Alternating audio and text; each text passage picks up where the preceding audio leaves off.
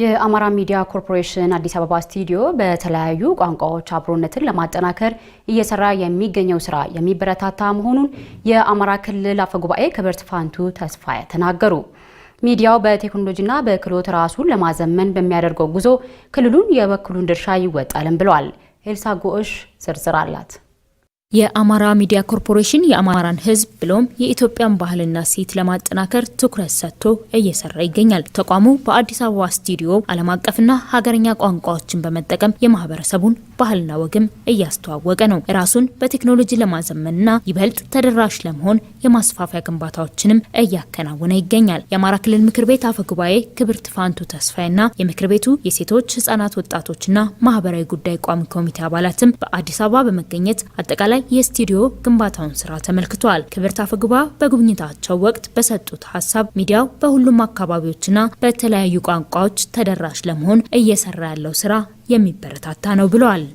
አዲስ አበባ አካባቢና በአዲስ አበባ ዙሪያ ያሉ ተደማጭነቱ እንዲያድግ አብሮነታችንን፣ ወንድማማችነትና ህብረ ብሔራዊ ኢትዮጵያን ለመገንባት በሚደረገው ጥረት ላይ የራሱን ሚና እየተጫወተ ያለ ትልቅ የሚዲያ ተቋም ነው። አሁን በተለይ በቴክኖሎጂው ረገድ ቴክኖሎጂ ብዙ ካፒታል የሚፈልግ ነው። እሱ ብቻ አይደለም። የሚዲያ መሳሪያዎች በጉብኝትም እስከ ዛሬም ባለው በምናውቀው የአንድ ዋጋ በጣም ትልቅ ነው።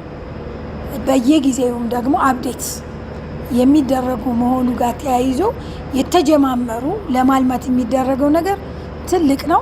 ክልሉ የሚዲያውን ቴክኖሎጂ በማጠናከር የበኩሉን እንደሚወጣ ያነሱት አፈጉባኤ የተሳሳቱ ትርክቶችን በማስተካከል ትክክለኛ መረጃዎችን በፍጥነት ለተመልካቾች በማድረስ ሊሰራ ይገባልም ሲሉ አንስተዋል።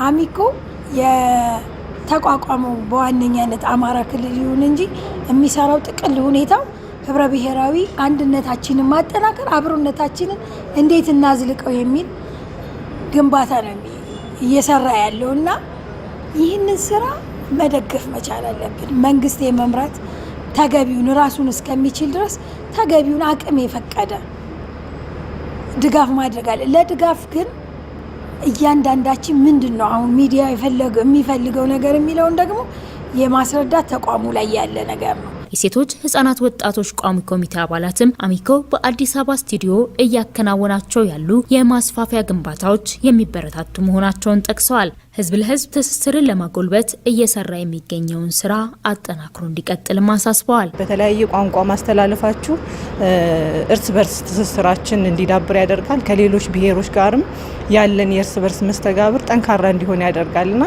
ከፖለቲካም ከማህበራዊም ከፖለቲካዊም ይዞታው በጣም ጥሩ ነው። ጥሩ ሂደት ላይ ነው ያለው። በተለይ ከአማራ አንጻር እየተካሄደ ያለው ከሀገር አንጻር እየተካሄደ ያለውን እንቅስቃሴ በተገቢው መንገድ ምን እንደሆነ እንዲረዱና በተለይ ለሀገረ መንግስት ግንባታው ከፍተኛ የሆነ አስተዋጽኦ እያደረገ እንዳለ አይቻለሁ። ከዚህ በላይ የአማራ ክልል ህዝብ ከሌሎች እህት ወንድሞች ህዝቦች ጋር አብሮ እንዲኖር መስራት እንዳለበት ይሰማኛል። እኛም እንደ ክልል ምክር ቤት ማገዝ ያለብንን እያገዝን ነው። የክልሉ መንግስትም እስካሁን እያገዘ ያለበት ሁኔታ ነው ያለው።